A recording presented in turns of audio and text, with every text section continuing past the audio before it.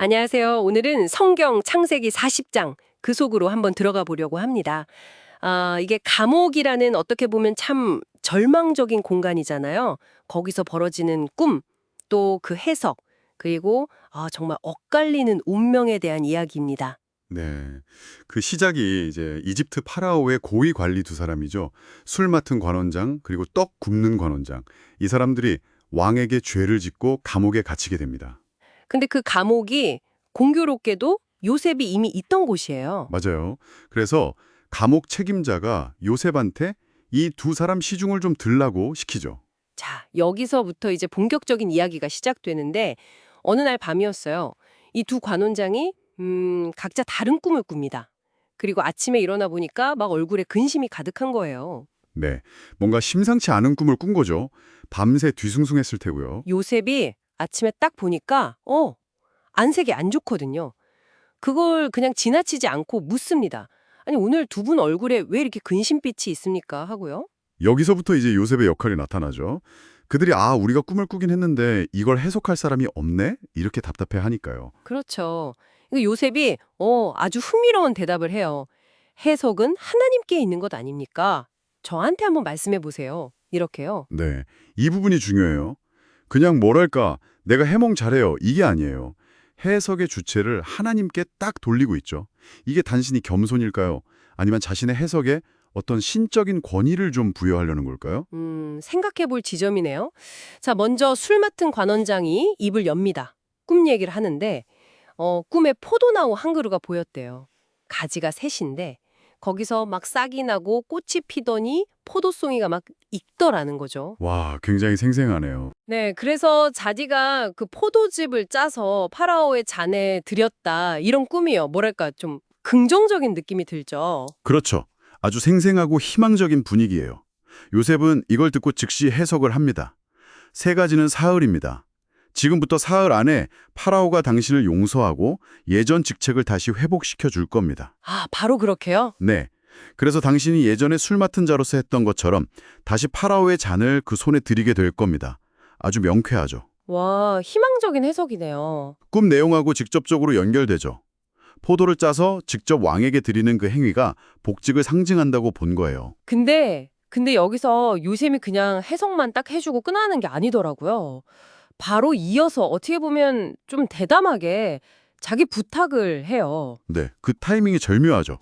혹시 잘 되시거든 저를 좀 기억해 주십시오. 그래서 제 사정을 파라오께 말씀드려서 저를 이 감옥에서 좀 건져 주십시오. 저는 히브리 땅에서 끌려온 사람이고 여기서도 억울하게 갇힐 만한 일은 전혀 하지 않았습니다. 이렇게 자기 처지를 호소해요. 이건 어떻게 봐야 할까요? 글쎄요, 뭐랄까 절박함에서 나온 거겠죠. 동시에 기회를 놓치지 않는 어떤 지혜라고도 볼 수 있고요. 방금 좋은 해석을 해줬으니까 상대방 마음이 좀 열려 있을 때 그때를 딱 포착한 거죠. 일리 이루네요. 자신의 결백까지 주장하면서 구체적으로 도움을 요청하는 모습이 참 인상적이긴 해요. 네. 자, 이 좋은 해석을 옆에서 들었잖아요. 떡 굽는 관원장이.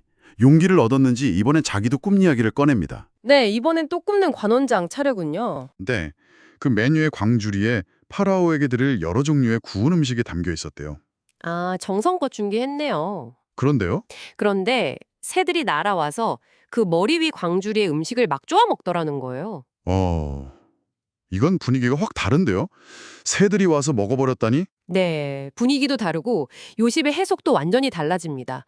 이번에도 새 광주리는 사흘입니다. 이렇게 시작은 같아요. 하지만 결론이 뭔가요? 사흘 안에 파라오가 당신의 머리를 되고 당신을 나무에 매달아 처형할 것입니다. 그러면 새들이 와서 당신의 살을 뜯어먹을 것입니다. 와, 정말 너무 직설적이고 무서운 예언인데요. 그렇죠. 앞선 꿈에서는 파라오에게 직접 드리는 행위가 긍정적이었다면 이번에는 파라오에게 가야 할 음식을 새들이 중간에 채가는 그 이미지가 부정적인 결과를 암시한다고 본 거죠. 듣는 관원장은 정말 심장이 덜컹했겠어요. 아마 그랬을 겁니다. 그리고 정말 사흘 뒤에요.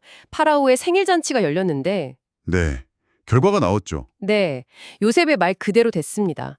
술 맡은 관원장은 복직이 됐고요. 다행이네요, 그 사람은. 그리고 떡 굽는 관원장은 처형당했습니다. 아, 결국 그렇게 요셉의 해석 능력이 정말 의심할 여지 없이 다시 한번 증명된 순간이네요. 맞습니다.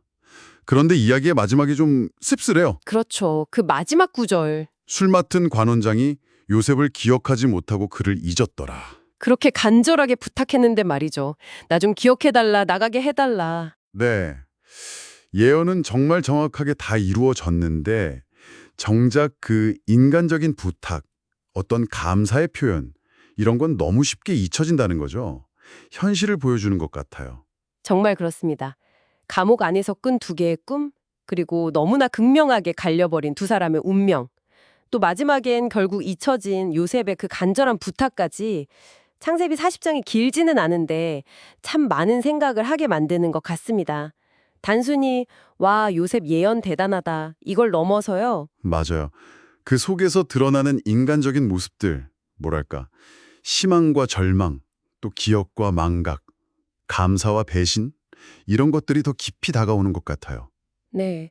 절망적인 상황 속에서도 미래를 보는 어떤 희망, 통찰력, 이런 게 분명히 있는데 동시에 인간의 기억이라는 게 얼마나 불완전한가, 약속은 또 얼마나 가벼울 수 있는가, 이걸 보여주죠. 여러분은 이 이야기를 통해서 어떤 생각을 하셨나요?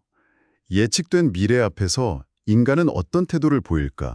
혹은 누군가의 간절한 부탁을 기억하고 또 그걸 이행한다는 것의 무게는 어느 정도일까? 이런 점들에 대해서 한번 스스로에게 질문을 던져보시는 것도 좋지 않을까 싶습니다.